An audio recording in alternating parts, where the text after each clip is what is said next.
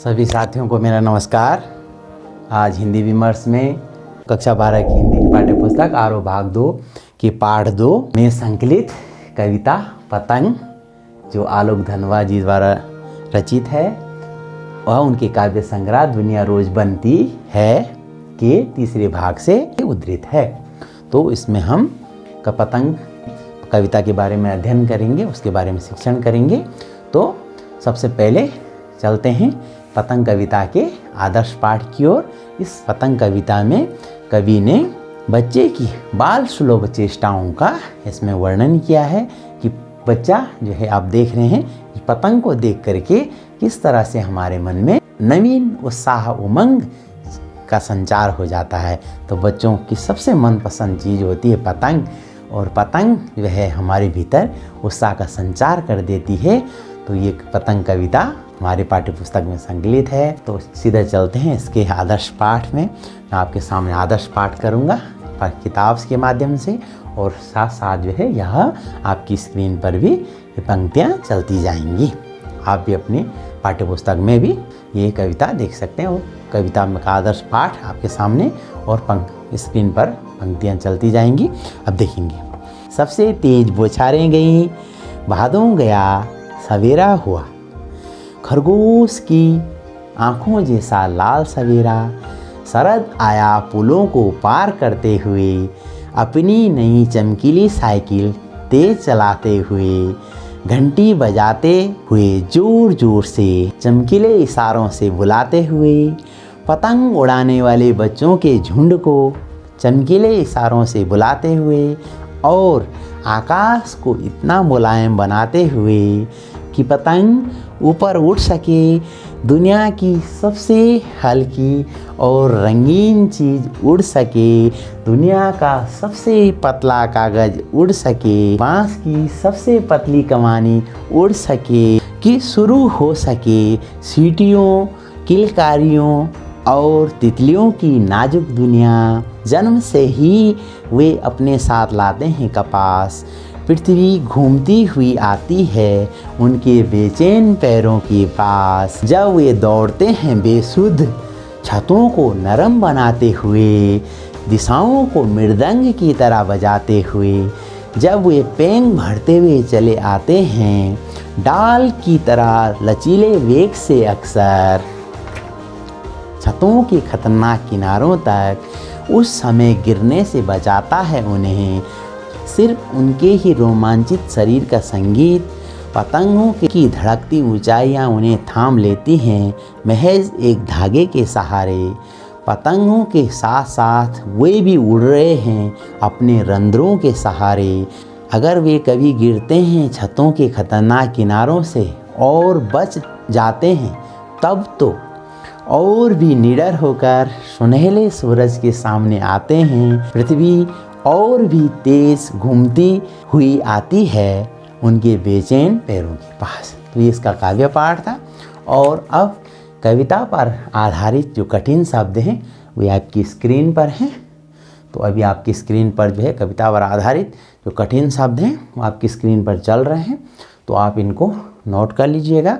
आप अपनी सुविधा के लिए स्क्रीनशॉट भी ले सकते हैं। तो कविता पर आधारित जितने भी कठिन शब्द हैं वो आपकी स्क्रीन पर हैं।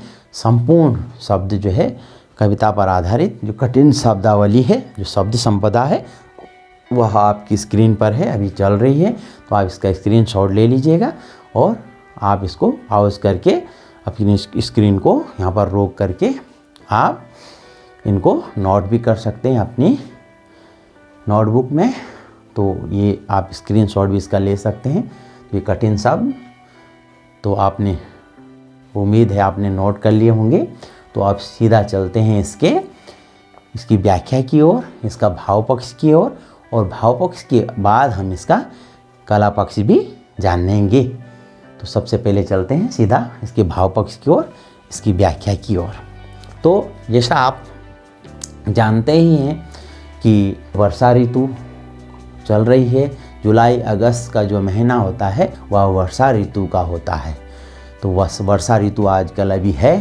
तो इसके बाद जब जो भाद्रपद बीत चुका होगा, इसके बाद जो आश्विन का महीना आएगा, तो उसके बाद हमारा जो है आसमान वह स्वच्छ हो जाएगा। उस समय जो है आसमान निरभ्र हो जाता है। इस बरसात के बाद के मौसम का वर्णन इस कविता में किया गया है। पतंग है, देखेंगे आप सामने आपकी पतंग है। इस पतंग के बारे में भी इस कविता में है। इस पतंग की विशेषताएं भी बताई गई हैं। कौन कौन से विशेषण हैं इस कविता में हम देखेंगे। जब वे विशेषण आएंगे तब हम इनका जिक्र यहाँ पर करेंगे। तो पतंग यह बच्चों के उत्साह और उमंग से जुड़ा हुआ एक प्रतीक है कि बच्चों की बाल सुलभ चेष्टाओं का इसमें इस पतंग कविता में वर्णन है। तो अब चलते हैं सीधे इसकी व्याख्या की ओर। इसका जो भाव पक्ष है, सबसे तेज बौछारें गईं, भादों गया सवेरा हुआ। सबसे तेज बौछारें कौन? वो वर्षा ऋतु की। वर्षा ऋतु की जो बौछारें हैं, जो वर्षा ऋतु है वह समाप्त हो चुकी है और भाद्रपद अब बीत चुका है और अब जो शरदकालीन मौसम का आगमन हो गया है। क्योंकि शरद ऋतु का आगमन अब हो गया, जैसे भाद्रपद बीतता है तो शरद ऋतु का आगमन होने लग जाता है। वर्षा ऋतु के बाद कौन सी ऋतु आती है? शरद ऋतु। तो शरद ऋतु का आगमन होने वाला है और अब भाद्रपद बीत चुका है, अब सवेरा हो गया है। जब वर्षा ऋतु समाप्त हो जाती है तो आसमान जो है बादलों से रहित हो जाता है, तो बच्चे उसमें आसानी के साथ पतंग उड़ा सकते हैं। वर्षा ऋतु में क्या होता है? वर्षा होती है और पतंग गीली होने का डर होता है और लगातार वर्षा होती है, आसमान भी स्वच्छ नहीं होता, तो पतंग को नहीं उड़ा सकते हैं। तो बच्चे भी खुश हो जाते हैं, आसमान निरभ्र हो जाता है, तो पतंगे उड़ाने का समय हो जाता है जब भाद्रपद बीत चुका होता है। खरगोश की आंखों जैसा लाल सवेरा। यहाँ पर देखो सवेरे की तुलना किससे की गई है? खरगोश की आंखों से। तो यहाँ पर उपमा अलंकार है। खरगोश की आंखों जैसा लाल सवेरा। देखेंगे यहाँ पर सुंदर बिंब का प्रयोग किया गया है। खरगोश की आंखों जैसा लाल सवेरा, तो यहाँ पर जो है दृश्य बिंब का प्रयोग किया गया है। ऐसा दृश्य का यहाँ पर वर्णन किया गया है, सुंदर बिंब का प्रयोग किया गया है। जो सवेरा है, आपने देखा होगा सुबह सुबह जो है आसमान में लालिमा छाई रहती है, तो वह सूर्य की लालिमा होती है। तो उसी लालिमा का यहाँ पर वर्णन है कि वह लालिमा है और ऐसा प्रतीत हो रहा है मानो शरद आया पुलों को पार करते हुए। कि जो वर्षा ऋतु में जो नदी नाले बढ़ जाते हैं, तो शरद ऋतु, जब वर्षा ऋतु का गमन होता है और शरद ऋतु का आगमन होता है, वर्षा ऋतु जाती है और शरद ऋतु आती है, तो शरद ऋतु क्या हो रही है? उन बच्चों के माध्यम से। क्यों बच्चे क्या कर रहे हैं? जैसे आसमान निरभ्र हो जाता है, वर्षा ऋतु बीत चुकी होती है, तो बच्चे अपनी साइकिल लेकर के पुलों को पार करते हुए आते हैं। तो जो बच्चे पुलों को पार करते हुए साइकिल चलाते हुए पतंग उड़ाने के लिए एकत्र हो रहे हैं, तो ऐसा प्रतीत हो रहा है मानो शरद ऋतु अब उन नदी नालों को पार करते हुए, जो बरसाती मौसम में जो है चढ़ गए थे, उनको पार करते हुए पुलों के द्वारा अब वह शरद ऋतु का आगमन हो चुका होगा। ऐसा प्रतीत हो रहा है कि मानो शरद ऋतु का आगमन पुलों के माध्यम से वह शरद ऋतु का आगमन हो गया है। तो पुलों में वैसे कौन आ रहा है? पुलों को पार करते वो बच्चे आ रहे हैं, पतंग उड़ाने वाले बच्चों का झुंड, अपनी नई चमकीली साइकिल तेज चलाते हुए। कौन चला रहे हैं? चमकीली साइकिल है, यानी तरह तरह से बच्चों ने अपनी साइकिलों को सजा रखा है। उस साइकिल पर सवार होकर के बच्चे उसको तेज़ी के साथ चलाते हुए एकत्र हो रहे हैं। और क्या कर रहे हैं? वे घंटी बजाते हुए ज़ोर ज़ोर से घंटी बजा रहे हैं, अपने साथियों को बुला रहे हैं, चमकीले इशारों से बुलाते हुए पतंग उड़ाने वाले बच्चों के झुंड को चमकीले इशारों से बुलाते हुए और चमकीले इशारों से बुलाते हुए वो तरह तरह के इशारे कर रहे हैं, अपने साथियों को बुला रहे हैं कि तुम भी आओ पतंग उड़ाने के लिए। तो अपने साथियों को वो क्या कर रहे हैं? बच्चे चमकीले इशारों से बुला रहे हैं। उसके बाद आकाश को इतना मुलायम बनाते हुए, यहाँ पर आकाश को मुलायम बनाने से क्या प्रतीक है, क्या मतलब है कि अब वर्षा ऋतु बीत चुकी है और आसमान क्या हो गया है? निरभ्र हो गया है। आसमान को मुलायम बनाते हुए देखिए यहाँ पर स्पर्श बिंब का प्रयोग किया गया है, मुलायम बनाते हुए, यानी स्पर्शता का एहसास हो रहा है। तो यहाँ पर स्पर्श बिंब का प्रयोग किया गया कि अब आसमान जो है निरभ्र हो गया है और निरभ्र आसमान में ही पतंग उड़ाई जा सकती है। आसमान को मुलायम बनाते हुए, जब आसमान निरभ्र रहेगा तभी पतंग उड़ेगी कि पतंग ऊपर उठ सके। ये जो पतंग है ये ताकि पतंग ऊपर उठ सके, आसमान अब निरभ्र हो गया, पतंग आसानी के साथ अब ऊपर उठ सकती है। तो पतंग की इस विशेषताएं अगली पंक्तियों में हम देखेंगे कि दुनिया की सबसे रंगीन, हल्की और रंगीन चीज़। देखेंगे यहाँ पर अतिशयोक्ति अलंकार का प्रयोग किया गया है, अतिशयोक्ति बिंब का है, अतिशयोक्ति बिंब का प्रयोग किया गया है यहाँ पर। देखेंगे दुनिया की सबसे हल्की और रंगीन चीज़ उड़ सके, दुनिया की सबसे हल्की रंगीन और रंगीन चीज़ कहा गया, कलरफुल होती है, रंगीन होती है, इसलिए उसको रंगीन कहा गया है। और दुनिया की सबसे हल्की, देखेंगे आप फूंक भी मारेंगे तो ये पतंग वैसे ही उड़ जाएगी हवा में। तो ये सब इसकी विशेषता क्या है, यह हल्की है और रंगीन है। प्रश्न बनेगा इसमें, कवि ने पतंग कविता में पतंग की कौन कौन सी विशेषताओं का प्रयोग किया गया या पतंग के लिए किन विशेषणों का प्रयोग किया गया। तो देखेंगे सबसे पहला विशेषण क्या है, सबसे हल्की और रंगीन चीज़, हल्की भी है और रंगीन भी है। दूसरा, दुनिया का सबसे पतला कागज़। आप देखेंगे तो ये बिल्कुल मिलीमीटर का भी बहुत बारीक और पतला होता है, ये मिलीमीटर का 10वां भाग समझ लीजिए आप इसको, इतना पतला कागज़ होता है ये। दुनिया का सबसे पतला कागज़ उड़ सके। तो देखो एक तो सबसे हल्की चीज़ का विशेषण का प्रयोग किया, दूसरा जो है रंगीन कागज़, और तीसरा जो है दुनिया का सबसे पतला कागज़। उसके बाद बांस की सबसे पतली कमानी उड़ सके। अपने देखेंगे ये तीर जैसा है, फिर ये कमान जैसा है, यानी धनुष के जैसा। एक इसमें एक तीली इसमें ऐसी होती है, इधर को वो झाड़ू नहीं होता, हमारे घर में झाड़ू होता है, उसकी जो सीख होती है वो ऐसे, देखेंगे बांस की पतली तीलियाँ होती हैं, ये इस कागज़ को थामे रखती है। ये तो ये इस तरह से कमान के जैसा, धनुष के जैसा, और ये तीर के जैसा, ये खड़ी और इस तरह से ये धनुषाकार में ये पतली कमानी, तो बांस की तीली होती है। तो दुनिया बांस की सबसे पतली कमानी होती है ना, कमान जैसा है ये उड़ सके। तो देखिए पतंग की विशेषता, बांस की सबसे पतली कमानी, सबसे पतला कागज़ दुनिया का। तो इसमें जो है अतिशयोक्ति का प्रयोग किया गया है, दुनिया का सबसे पतला कागज़, बांस की सबसे पतली कमानी उड़ सके, कि शुरू हो सके सीटियों, किलकारियों और तितलियों की नाजुक दुनिया।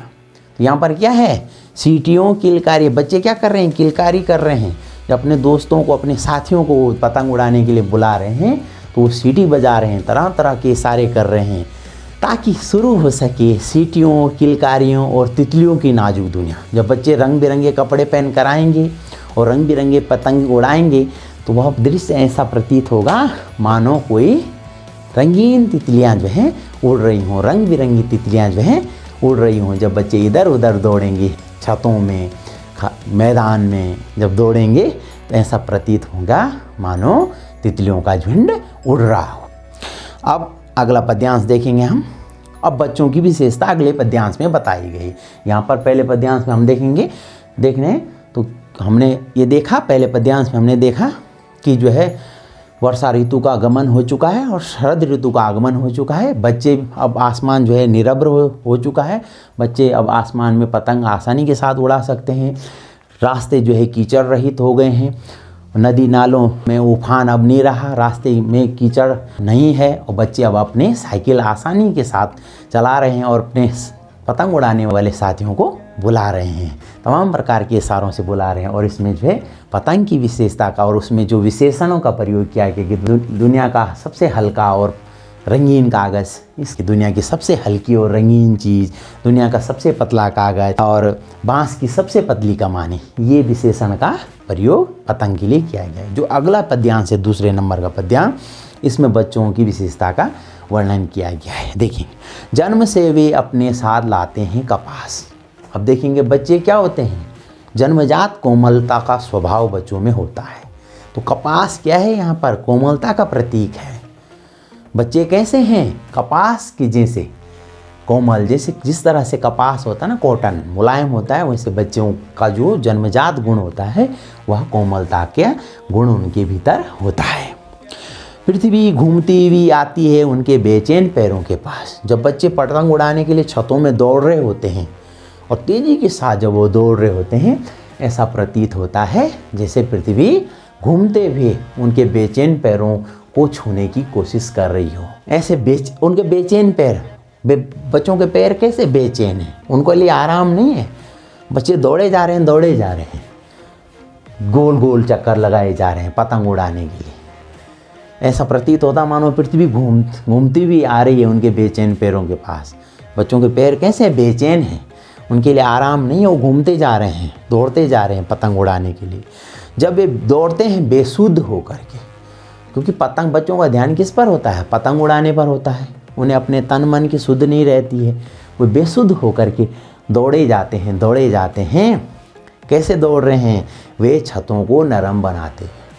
छतों को नरम बनाने का क्या मतलब है कि वे ऐसे दौड़ रहे हैं उस कठोर छत पर, ऐसे दौड़ रहे हैं मानो वे रुई और कपास में दौड़ रहे हो। इतने मुलायम उनको ऐसा लग नहीं रहा है, उस कठोर छत का आभास उन्हें हो ही नहीं रहा है।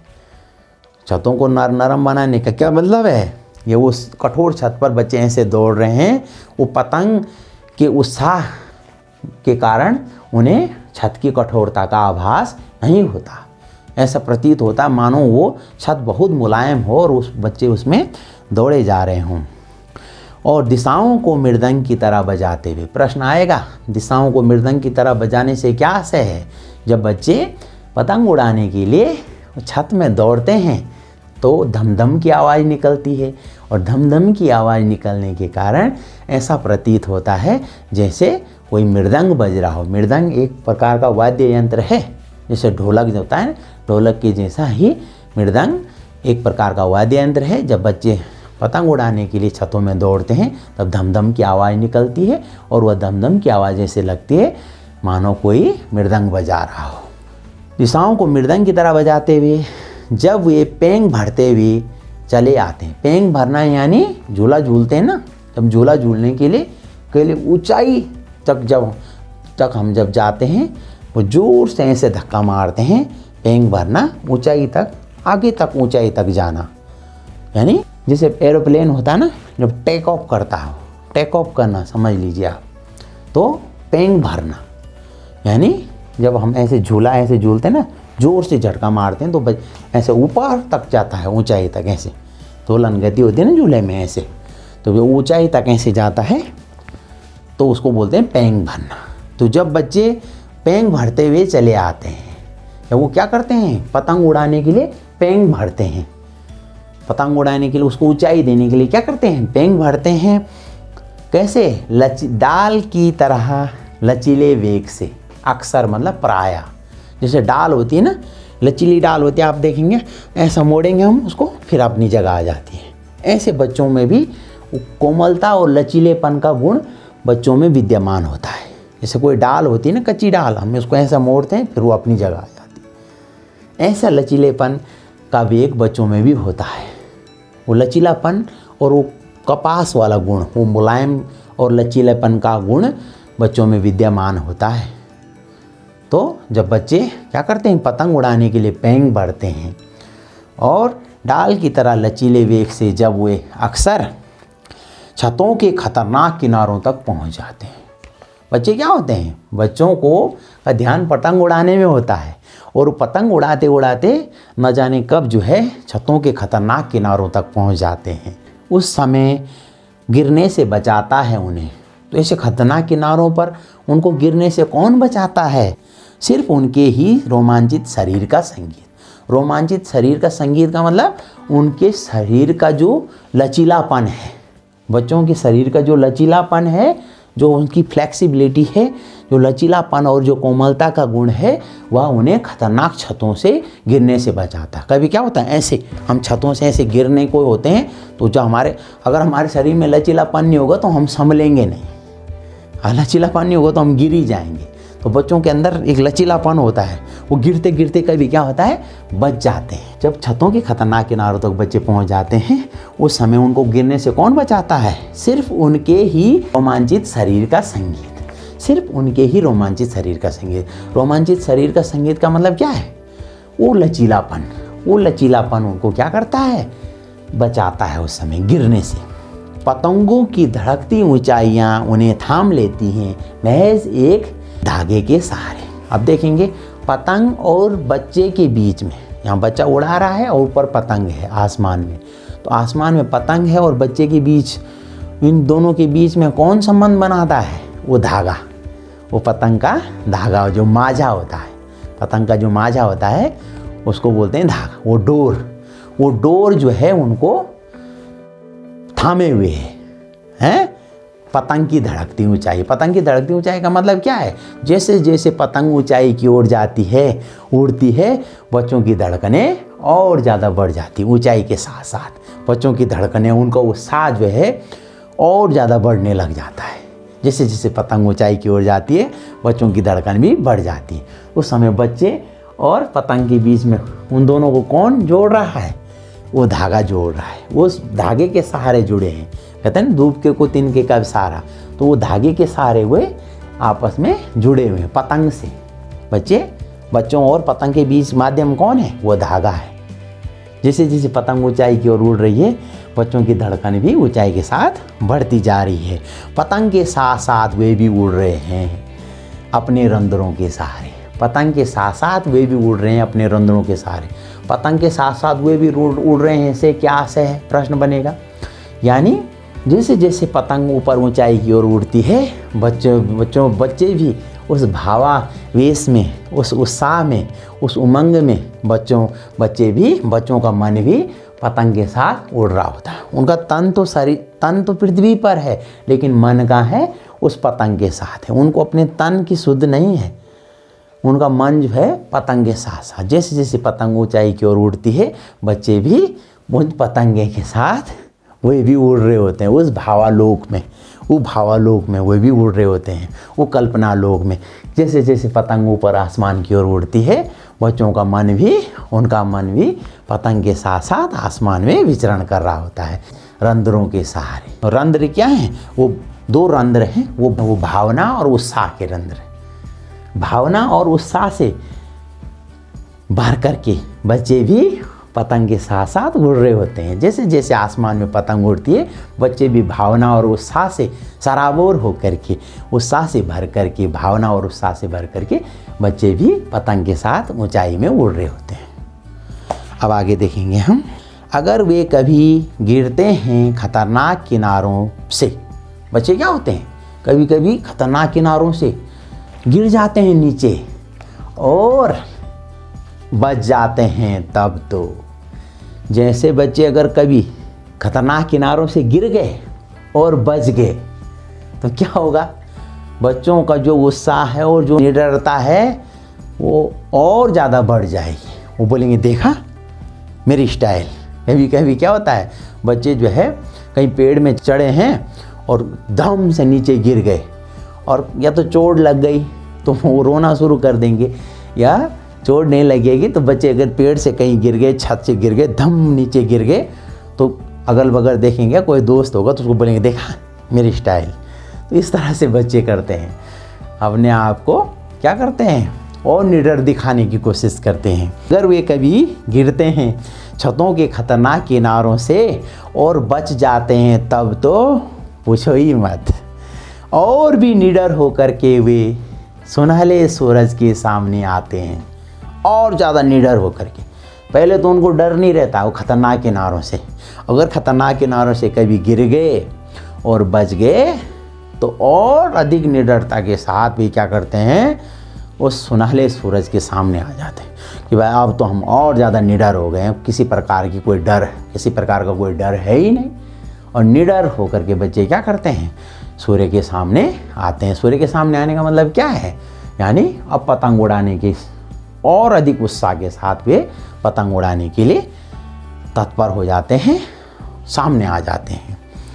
पृथ्वी तब और भी तेज़ घूमती हुई आती है उनके बेचैन पैरों के पास। जब बच्चे और निडर हो जाते हैं, जब वो गिरकर बच जाते हैं, तो और अधिक निडर होकर के वे पतंग उड़ाने के लिए आते हैं। और अधिक निडरता के साथ वे सुनहले सूर्य के सामने आते। सूर्य कैसा है? सुनहला है। सूर्य की विशेषता कैसी? सुनहला मतलब सोने के रंग का। तो बच्चे उस सुनहले सूर्य के सामने और अधिक निडरता के साथ आते हैं। तब पृथ्वी और भी तेज़ी से घूमती हुई आती है उनके बेचैन पैरों के पास। बच्चों के पैर कैसे हैं? बेचैन हैं, जिनको कोई आराम नहीं है, हैं? तो तब पृथ्वी और भी तेजी गति के साथ उनके बेचैन पैरों के पास आती है। अब बेचैन पैरों के पास पृथ्वी नहीं आती है। हमने देखा है बच्चे और तेज़ी के साथ बच्चे जो है दौड़ने लग जाते हैं पतंग उड़ाने के लिए। और जितनी तेज़ गति के साथ वे दौड़ेंगे, वो घूमते घूमते, तो अब बच्चों के क्या होते हैं, जब बच्चे दौड़ते हैं तो वो पीछे की एड़ी नहीं टेकते, वो केवल आगे का पंजा टेकते हैं। ऐसा लगता है मानो पृथ्वी उनके पैरों को छूने के लिए पृथ्वी भी उतनी बेचैन है जितने बच्चों के पैर बेचैन होते हैं। तो पंजे टेकते हैं बच्चे, एड़ी नहीं टेकते, एड़ी पंजों के सारे दौड़ते हैं। ऐसा प्रतीत होता है मानो पृथ्वी और तेज़ गति के साथ, जितनी तेज़ गति के साथ बच्चे दौड़ते हैं, ऐसा प्रतीत होता है कि पृथ्वी भी उनके साथ दौड़ रही है और उनके बेचैन पैरों को वह पृथ्वी छूना चाहती है। तो ये थी हमारी पतंग कविता का भाव पक्ष, जिसमें जो है बस बाल चेष्टाओं का वर्णन किया गया है कि बच्चों, ये पतंग जो है उत्साह और उमंग का प्रतीक है। आप देखेंगे ये पतंग जैसे ही हमको दिखती है, हमें उत्साह और उमंग के साथ भर जाती हैं। तो हम कक्षा में हम ऐसे करते हैं, इसका शिक्षण करने से पूर्व भी हम बच्चों को जो है खुले मैदान में मैं स्वयं ले जाता हूँ और फिर पतंग उड़ा करके ये कविता की शुरुआत हम करते हैं। पहले हम पतंग उड़ाते हैं, उसके बाद हम कविता की शुरुआत करते हैं और कविता पर आधारित फिर हम प्रश्न पूछते हैं। फिर उन प्रश्नों का जो सबसे ज़्यादा अधिक जवाब देता है उसको हम ये पतंग क्या करते हैं, उपहार भेंट करते हैं, उसको गिफ्ट देते हैं। तो ये हमारा शिक्षण का तरीका है। तो यहाँ पर ये पतंग जो उमंग और उत्साह का प्रतीक है, ये पतंग बाल चेष्टाओं का प्रतीक है, बाल और उमंग और उत्साह का प्रतीक है। वीर रस जिसका स्थायी भाव उत्साह है उत्साह का प्रतीक है ये पतंग। तो इसका ये भाव पक्ष था। अब हम इसके कला पक्ष की ओर जाएंगे, इसमें जो है कवि ने कौन कौन से अलंकारों का प्रयोग किया है और कवि की भाषा कैसी है। सबसे पहले हम ये देखेंगे इस कविता में कवि आलोक दनवा ने सटीक बिंबों का प्रयोग किया है। जैसे हम देखेंगे खरगोश की आंखों जैसा लाल सवेरा, तो आप देखेंगे इसमें दृश्य बिंब है। अगली लाइन है आपके सामने चलता रहेगा, आप भी अपने पाठ्य पुस्तक में देख सकते हैं, हमारे पास पाठ्य पुस्तक है। अगली लाइन है अपनी नई चमकीली साइकिल तेज चलाते हुए, तो इसमें दृश्य बिंब है। दृश्य बिंब, दृश्य दिखाई दे रहा, आपने देखा ना बिंब। बिंब क्या होते हैं, बिंब बोलते हैं शब्द चित्रों को। तो शब्द चित्रों का प्रयोग किया गया, यानी जिन शब्दों को पढ़ करके हमारे सामने वह बात प्रत्यक्ष शब्द चित्रों के माध्यम से दिखाई देने लगे तो उनको बोलते हैं बिंब। तो शब्द चित्र है। अगला देखेंगे घंटी बजाते हुए जोर जोर से, तो यहाँ पर क्या है, श्रव्य बिंब है जो बजाते हुए, तो बजाना सुनाई दे रहा है हमको, हम उसको महसूस कर पा रहे हैं, तो इसमें श्रव्य बिंब है। अब देखिए आसमान को इतना मुलायम बनाते हुए, तो इसमें क्या है, स्पर्श बिंब है। देखो छूने का हो रहा है ना यहाँ पर, स्पर्श बिंब है। इसके बाद है कि शुरू हो सके सीटियों और किलकारियों, देखेंगे यहाँ पर श्रव्य बिंब है। सीटियाँ और किलकारियाँ क्या है, आवाज़ से संबंधित है, तो यहाँ पर श्रव्य बिंब है। छतों को नरम बनाते हुए, तो स्पर्श बिंब है, नरम बनाना, किसी चीज़ को छूना, छू कर के बनाएंगे हम। इसके बाद है जब वे पेंग भरते हुए चले आते हैं, पेंग भरते हुए चले आते हैं, तो इसमें दृश्य बिंब है। अब हम आगे देखेंगे इसमें अलंकार। अलंकार कौन कौन से इसमें, खरगोश की आंखों जैसा लाल सवेरा, खरगोश की आंखों जैसा लाल सवेरा, सवेरे की तुलना किससे की गई, खरगोश की आंखों से, क्योंकि खरगोश की आंखें भी लाल होती हैं, तो यहाँ पर उपालंकार का प्रयोग किया गया है। इसके बाद देखेंगे जोर जोर से, देखें घंटी बजाते हुए जोर जोर से, इस पंक्ति में जो जोर जोर से है इसमें पुनरुक्ति प्रकाश अलंकार का प्रयोग किया है। जोर जोर 2 बार आया तो पुनरुक्ति प्रकाश अलंकार है। इसके बाद आगे देखेंगे फिर यहाँ पर जो है पतंग के लिए विशेषणों का प्रयोग किया गया, तो वहाँ पर भी अतिशयोक्ति का प्रयोग किया गया है। देखिए अतिशयोक्ति अलंकार का प्रयोग कहाँ पर हुआ है, दुनिया की सबसे हल्की और रंगीन चीज़ 1, दुनिया का सबसे पतला कागज़ 2, बांस की सबसे पतली कमानी 3। तो इन तीनों चीज़ों में अतिशयोक्ति अलंकार का प्रयोग किया गया है। बढ़ा चढ़ा करके चीज़ को प्रस्तुत किया गया है, बढ़ा चढ़ा करके बात जहाँ पर प्रस्तुत किया जाता है वहाँ पर अतिशयोक्ति अलंकार होती है। अतिशय धन उक्ति, अतिशयोक्ति यानी बढ़ा चढ़ा करके कहना, जहाँ पर बढ़ा चढ़ा करके बात प्रस्तुत की जाती वहाँ पर अतिशयोक्ति अलंकार होता है। अगला अलंकार हम इसमें देखेंगे। अगला अलंकार देखिए, जन्म से वे अपने साथ लाते हैं कपास, तो बच्चे क्या है, जो कपास यहाँ पर है वहाँ पर रूप अतिशयोक्ति का प्रयोग किया गया है। रूपातिशयोक्ति कहते हैं, यानी जहाँ पर तुलना करने के लिए बढ़ा चढ़ा करके उपमान का प्रयोग किया जाता है। यहाँ पर कपास क्या है, उपमान है, रूपक का प्रयोग किया गया है। कपास रूपक का उपमान दिया गया बच्चों के लिए, कपास। तो कपास क्या है यहाँ पर बढ़ा चढ़ा कर प्रस्तुत किया गया। तो ये कपास में इसमें रूपातिशयोक्ति अलंकार है यहाँ पर कि जन्म से वे अपने साथ लाते हैं कपास। तो यहाँ पर रूपातिशयोक्ति का प्रयोग किया गया है। इसके बाद है दिशाओं को मृदंग की तरह बजाते हुए। मृदंग की तरह दिशाओं को कैसे बजा रहे हैं बच्चे, जब वो छतों में जा रहे हैं धम धम की आवाज़ आ रही है तो ऐसा प्रतीत हो रहा है मानो वो क्या बजा रहे हैं, मृदंग बजा रहे हैं। तो उस छत की तुलना मृदंग से की गई। तो यहाँ पर उपमा अलंकार है, दिशाओं को मृदंग की तरह बजाते हुए, इसमें उपमा अलंकार है। आखिरी पंक्ति में देखेंगे हम यहाँ पर, पृथ्वी और भी तेज घूमती हुई आती है उनके बेचैन पैरों के पास। देखो, पृथ्वी और भी तेजी से घूमती हुई आती है, पृथ्वी और भी तेजी से घूमती आती है उनके बेचैन पैरों के पास। तो यहाँ पर पृथ्वी का मानवीकरण किया गया है। पृथ्वी आ रही है घूमती हुई, है ना। तो यहाँ पर क्या बच्चे घूमते हुए आ रहे हैं, लेकिन उसमें पृथ्वी का क्या किया गया है, यहाँ पर मानवीकरण किया गया है। पृथ्वी को मानवीकरण रूप में प्रस्तुत किया गया है। तो यहाँ पर मानवीकरण अलंकार है कि पृथ्वी का क्या किया गया है, मानवीकरण किया गया है। और अब हम यहाँ पर देखेंगे इसकी जो भाषा शैली। अब हम यहाँ पर देखेंगे छंद यहाँ पर मुक्त छंद है, मुक्त छंद का प्रयोग किया गया है। छंद देखेंगे इस कविता में मुक्त छंद का प्रयोग है। और जो इसकी भाषा है वह उर्दू हिंदी मिश्रित है। उर्दू हिंदी मिश्रित बोलचाल भाषा का प्रयोग किया गया है। उर्दू हिंदी मिश्रित बोलचाल, साधारण बोलचाल की भाषा है, उसका प्रयोग इसमें किया गया है। और जो इसकी शैली है, इस कविता की जो शैली है वह चित्रात्मक है, बिंबात्मक है, यानी बहुत सुंदर सुंदर बिंबों का इसमें प्रयोग किया गया है। बहुत सुंदर सुंदर शब्द चित्रों का इसमें प्रयोग किया है। इसमें दृश्य बिंब, श्रव्य बिंब का प्रयोग किया गया और स्पर्श बिंब का इसमें प्रयोग किया गया। दृश्य, श्रव्य और स्पर्श 3 बिंबों का इसमें प्रयोग किया गया है। तो सुंदर बिंबात्मक और चित्रात्मक शैली का इसमें प्रयोग किया गया है। बच्चों के लिए जो है उनका मुलायम और उनके लचीलेपन का गुण इसमें बखूबी उकेरा गया है कवि के द्वारा।